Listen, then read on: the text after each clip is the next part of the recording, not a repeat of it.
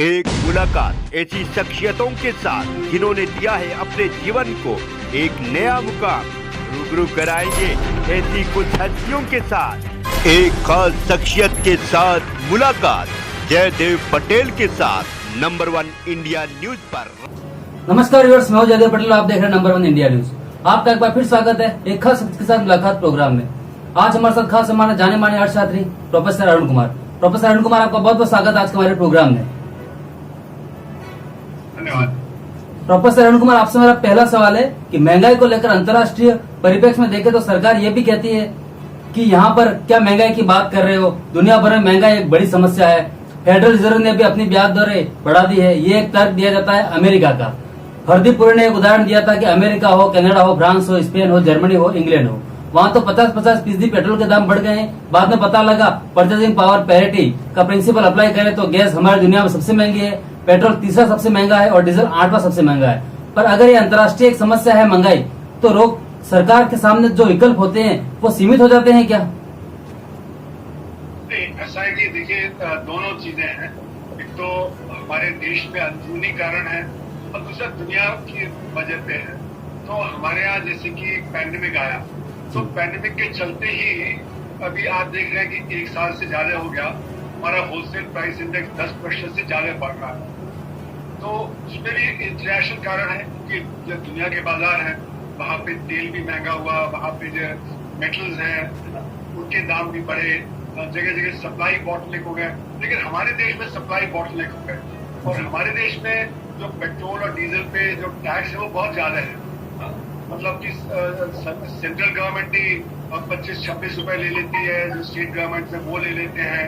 तो हमारे यहाँ 40% के करीब टैक्स है इसमें, और वो टैक्स वो है जो हम मतलब 1-1.5 साल से बढ़ाते चले जा रहे हैं। तो ऐसा नहीं कि बाहर के देशों में उन्होंने पहले नहीं बढ़ाया बाद में बढ़ाया, हमने शुरू से ही बढ़ाना शुरू किया और हमारे यहाँ 50% को टैक्स मतलब एक समय था। तो इसलिए ये कहना कि हमने कम बढ़ाया उन्होंने ज्यादा बढ़ाया, ऐसी भी बात नहीं है। दूसरी बात यह है कि हमारी जो बड़ी बड़ी कंपनियां हैं उनकी जो प्राइसिंग पावर जिसको कहते हैं वो बहुत बढ़ गई, क्योंकि डिमांड है वो छोटे छोटे उद्योगों से शिफ्ट कर गई बड़े बड़े उद्योगों की तरफ। तो बड़े बड़े उद्योगों ने दाम बढ़ा दिए। तो आरबीआई का डेटा दिखा रहा है कि वो 24% उनका प्रॉफिट बढ़ रहा है। तो एक तरफ डिमांड कम है, दूसरी तरफ वो अपना प्रॉफिट बढ़ा रहे हैं। और अभी हिंदुस्तान लीवर की रिपोर्ट आई 2 दिन पहले, तो उन्होंने कहा कि हमारा मार्केट शेयर बढ़ गया है, कि छोटे जो उद्योग हैं वो उससे कोप नहीं कर पा रहे हैं। जो पैंडेमिक के बाद की स्थिति है, जो जीएसटी की वजह से स्थिति है, तो वो भी एक वजह है। तो यानी कि हमारे अंदरूनी कारण तो ये है कि हमारे जो डीजल है, पेट्रोल है, उस पर इंडायरेक्ट टैक्स बहुत ज्यादा बढ़ा दिया, जिसकी वजह से सब चीजों के दाम बढ़ने लगे। फिर जो हमारा जो सप्लाई बॉटलनेक है, बहुत सारे छोटे छोटे बिजनेस वगैरह बंद हो गए। फिर प्राइसिंग पावर हमारे जो उसकी बढ़ गई। तो ये सारे बहुत सारे कारण हैं जिसकी वजह से हमारा अंदरूनी कारण, तो बाहर का कारण भी था और वो अब अंदरूनी कारण भी है। अब एक तीसरी चीज जुड़ गई है जो हमारे जैसा, वो है वॉर। जो यूक्रेन में युद्ध चल रहा है उसकी वजह से दुनिया भर में सप्लाई बॉटलनेक हो गया है कि जैसे खाने पीने की वस्तु है, गेहूं है, उसकी कमी हो गई दुनिया भर में, उसका दाम बढ़ गया। हमारे देश में भी दाम बढ़ गया। फिर सूर्यमुखी का तेल है वो वहां से आता था, उसके दाम बढ़ गए। और फिर पाम ऑयल जो हमारे यहाँ इंडोनेशिया से आता था उसके दाम बढ़ गए। उन्होंने एक्सपोर्ट पे बैन लगा दिया है। जैसे कि आज हमने गेहूं पे बैन लगा दिया, उन्होंने पाम ऑयल पे बैन लगा दिया। उसकी वजह से सारे तेलों के दाम बढ़ गए।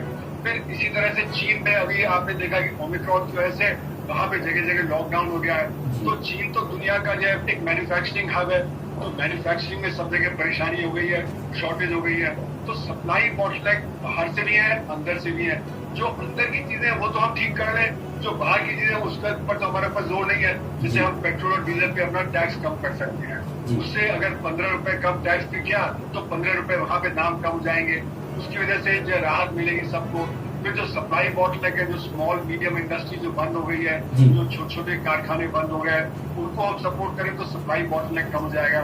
फिर जो हमारा जो बड़ी बड़ी कंपनियां जिनकी प्राइसिंग पावर बढ़ गई है, जो अपना प्रॉफिट 24% बढ़ा रहे हैं हर साल दाम बढ़ा के, तो वो अगर जब वहां पे हम रोक लगा दें, उनपे जो कुछ टैक्स लगा दें तो वो हो सकता है।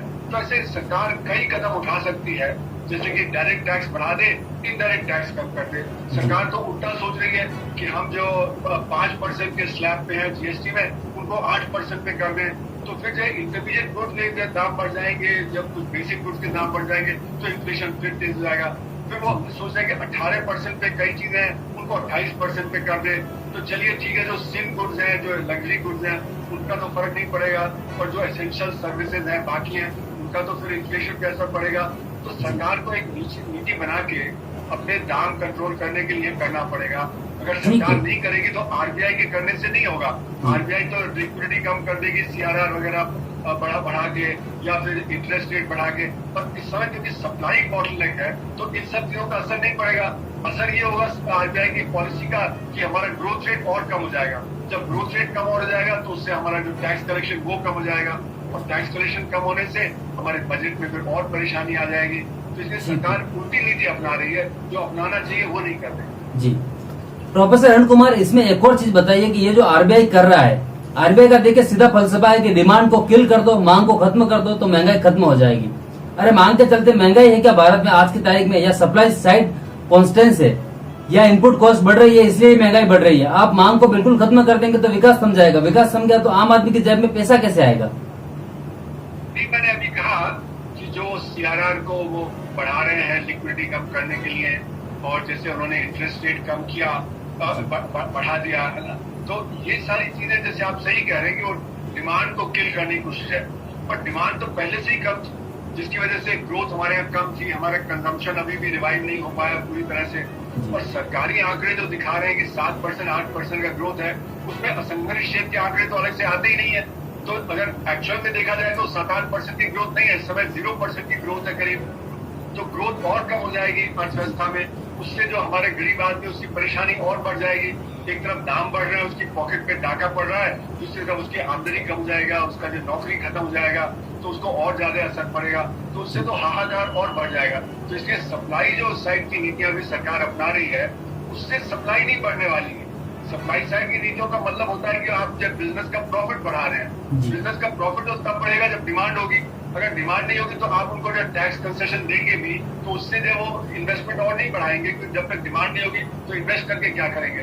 तो जो ये गलत धारणा है कि सप्लाई साइड नीतियों से सप्लाई बढ़ जाएगा, सप्लाई साइड नीतियों से तो सिर्फ इन्वेस्टमेंट बढ़ सकता है, पर इन्वेस्टमेंट तभी बढ़ेगा जब डिमांड होगी। तो डिमांड बढ़ाने की जरूरत है, और सप्लाई तब बढ़ेगी जब जो यूनिट्स बंद हो गए वो दोबारा जो काम पे आ जाए, पटरी पे आ जाए। जी प्रोफेसर अरुण कुमार, आपसे मेरा क्लोजिंग क्वेश्चन है कि विकास दर अगर जो अटकने लगी, हमने देखा जो विकास दर गोता खाती है क्या होता है, अर्थव्यवस्था में 23 करोड़ लोग गरीबी रेखा से नीचे चले जाते हैं, लोगों की आमदनी घट जाती है। 97% लोगों ने कहा कि पिछले साल की उनकी आमदनी घट गई। इस पर मैं उदाहरण देता हूं कि आपने ब्याज दर बढ़ा दी, हाउसिंग सेक्टर पहले ही मार खा रहा है, लॉकडाउन के चलते अब घरों के लिए मांग बढ़ेगी घटेगी, मांग बढ़ेगी या घटेगी, जो बढ़ती दिख रही थी अगर 2% तक अगर आपका होम लोन महंगा हो जाएगा, कारों की वैसे ही सेमी कंडक्टर और चिप के चलते लंबी वेटिंग लिस्ट चल रही है, अब वहां पर अगर आप ब्याज दर बढ़ा देंगे तो कौन खरीदेगा? सही बात है, इसीलिए मतलब जैसे कि जो अभी हमारा कंजम्पशन है वो भी रिकवर नहीं किया है, और अगर हम ये सारा जो इंटरेस्ट रेट बढ़ा देंगे तो जो लोग जो किस्तों पे खरीदते थे उनकी किस्तें महंगी हो जाएंगी, वो नहीं खरीद पाएंगे, चाहे घर हो चाहे कार हो बाकी चीजें। पर ये तो देखिए घर और कारों वगैरह की बात है, तो अपर मिडिल क्लास की बात है। हमारे यहाँ तो 3-4% लोग ही कार खरीदते हैं, उससे नीचे वाला जो तबका है उसकी बात सोचनी चाहिए, है ना, वो तो और पिट जाएगा। जैसे कि दिल्ली का सोशियो इकोनॉमिक सर्वे दिखाता है कि 98% जो परिवार दिल्ली के हैं वो 50,000 रुपए से कम खर्च करते हैं, और 90% जो परिवार है दिल्ली के, और ये 2018 की बात है, पैंडेमिक के पहले की बात, उसके बाद तो हालत और भी खराब हो गई थी। तो जो 90% है वो 25,000 रुपए से कम खर्च करते हैं। यानी कि दिल्ली में क्योंकि per capita income all India के मुताबिक 3 गुना ज्यादा है, तो इसको अगर आप डिवाइड कर दें 2.5 से कम, तो ये होगा कि 90% परिवार तो 10,000 रुपए से कम खर्च करते हैं, और 98% परिवार है वो 20,000 रुपए से कम खर्च करते हैं। तो जो 20,000 रुपए से कम खर्च करता है प्रति माह परिवार के तौर पे, वो क्या कार खरीदेगा या वो घर खरीदेगा या कोई जो लग्जरी आइटम खरीदेगा? वो तो वैसे ही जो उसको जो रोजमर्रा का खरीदारी मुश्किल है।